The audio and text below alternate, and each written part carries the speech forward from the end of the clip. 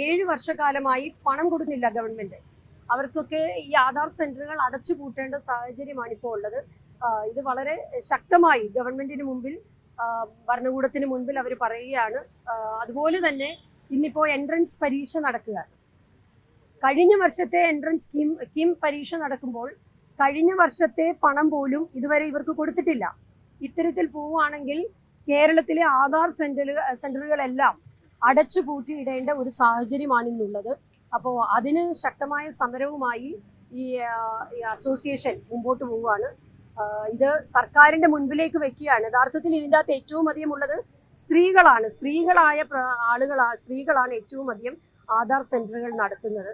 അവർക്കിത് നടത്താൻ കഴിയാത്ത ഒരു സാഹചര്യത്തിലേക്ക് പോവുക. പലരും കടക്കിണിയിലാണ്, പലരും ലോൺ എടുത്താണ് ഇപ്പോൾ ആധാറിന്റെ പ്രവർത്തനങ്ങൾ പോലും നടത്തുന്നത്. അതുകൊണ്ട് എത്രയും പെട്ടെന്ന് ഗവൺമെന്റ് ഇതിൻ്റെ അകത്ത് ഇടപെട്ട് ഇതിനൊരു പരിഹാരം കാണേണ്ടതാണ് എന്നുള്ളതാണ് എനിക്ക് പറയാനുള്ളത്.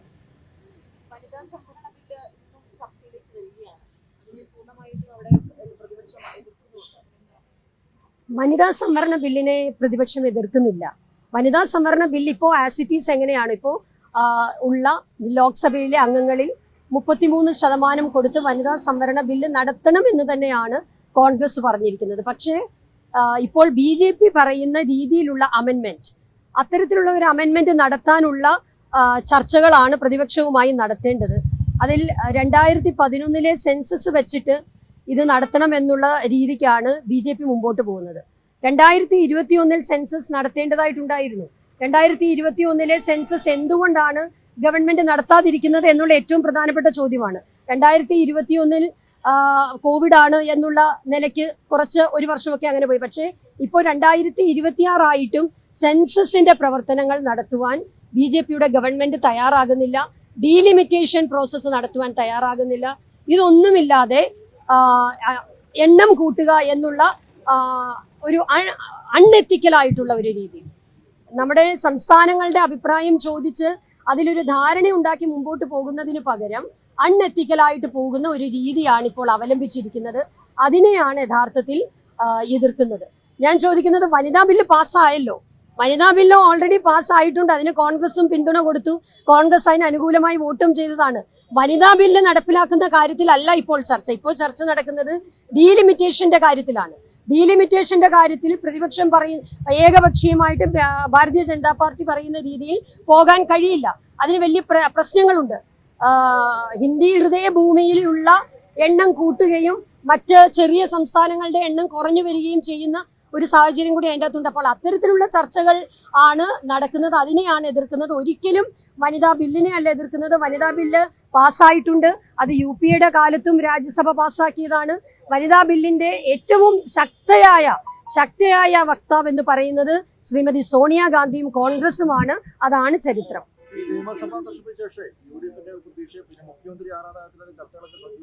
MK രാഘവൻ ഒരു പ്രതികരണം വന്നിരിക്കുന്നത് മുഖ്യമന്ത്രി വിവാദം ഉണ്ടാക്കിയത് ഷിയാസാണ്, ഷിയാസിന് എന്ത് അർഹതയാണുള്ളത്, ഷിയാസിന്റെ പരാമർശമാണ് എല്ലാ വിവാദം ഉണ്ടാക്കിയെന്നുള്ളൊരു വിമർശനമാണ് MK രാഘവൻ ഇപ്പോൾ ഡൽഹി പറഞ്ഞിരിക്കുന്നത്. MK രാഘവൻ എന്താണ് പറഞ്ഞതെന്ന് അദ്ദേഹം പറയട്ടെ. ഞാൻ കേട്ടില്ല അതിനെപ്പറ്റി, എനിക്ക് അതിനെപ്പറ്റി അറിയില്ല. എനിക്കറിയില്ല അതിനെപ്പറ്റി അദ്ദേഹം എന്തുകൊണ്ട് പറഞ്ഞു എന്ന് എനിക്കറിയില്ല. പക്ഷെ ഒരു കാര്യം ഞാൻ പറയാം, ഏറെ സന്തോഷമുള്ള ഒരു കാര്യം എന്താണെങ്കിലും നിങ്ങൾ ആരും ഇടതുപക്ഷത്തിന്റെ പ്രതിപക്ഷ നേതാവ് ആരാണ് എന്ന് ചോദിക്കുന്നില്ല. പിണറായി വിജയൻ തന്നെ പ്രതിപക്ഷ നേതാവാകുമോ, അതോ മറ്റാരെങ്കിലും ആകുമോ, അതോ റിയാസ് ആകുമോ എന്നുള്ളതും കൂടി നിങ്ങൾ ചോദിക്കണം. യഥാർത്ഥത്തിൽ സന്തോഷമുണ്ട് UDFനെ സംബന്ധിച്ച്. കാരണം മുഖ്യമന്ത്രി UDFിൽ നിന്നാണ് എന്നുള്ള കാര്യത്തിൽ ഒരു മാധ്യമ പ്രവർത്തകർക്കും ഒരു സംശയമില്ല, ഒരു നവമാധ്യമങ്ങൾക്കും സംശയമില്ല. അല്ല, AICCക്ക് ഉള്ള ഒരു രീതിയുണ്ട്, അത് നിങ്ങൾക്ക് എല്ലാവർക്കും അറിയാവുന്നതാണ്. ഏറ്റവും പ്രഗത്ഭനായ ഒരാളെ തന്നെ പ്രഗത്ഭരായവരിൽ നിന്ന് എ ഗാലക്സി ഓഫ് ലീഡേഴ്സ് ഉണ്ട് കോൺഗ്രസിന്, UDFന്. അപ്പൊ അതിൽ നിന്ന് ഏറ്റവും ഉചിതമായ സമയത്ത് ഏറ്റവും ഉചിതമായ ഒരാളെ AICC പ്രഖ്യാപിക്കും. അതിനകത്തൊരു ചർച്ച വരേണ്ട ആവശ്യമില്ല, ആരും അഭിപ്രായം പറയേണ്ട ആവശ്യമില്ല.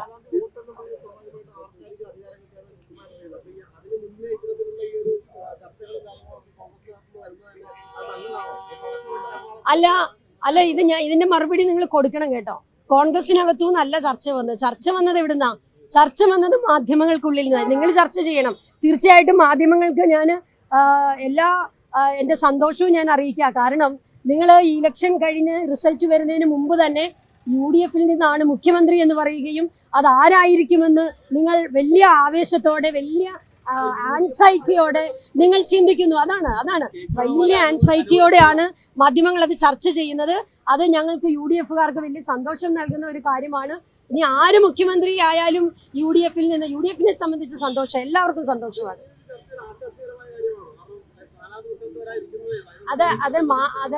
അത് ചില മാധ്യമങ്ങൾ വളരെ മാന്യമായി ചർച്ച ചെയ്യുന്നുണ്ട്.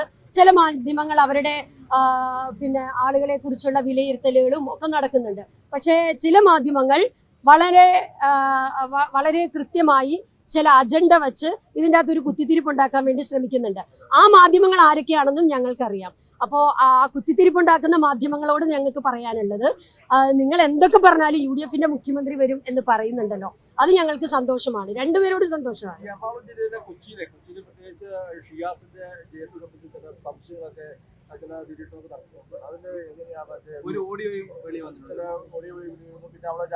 അതൊക്കെ ശരിക്കുള്ള വീഡിയോ, ശരിക്കുള്ള ഓഡിയോ ആണ്, എനിക്കറിയില്ല.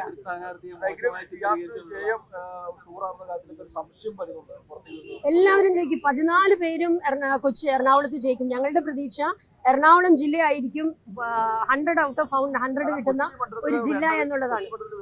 കൊച്ചിക്ക് മാത്രമല്ല, എന്താ പ്രത്യേകത? കൊച്ചി കിട്ടും, വൈപ്പിൻ കിട്ടും, തൃപ്പൂണിത്തുറ കിട്ടും, കോതമംഗലം കിട്ടും.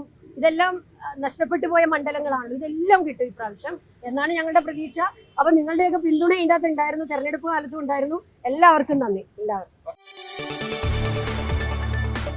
കൂടുതൽ വാർത്തകൾക്ക് News 18 Keralam YouTube channel subscribe ചെയ്യുക.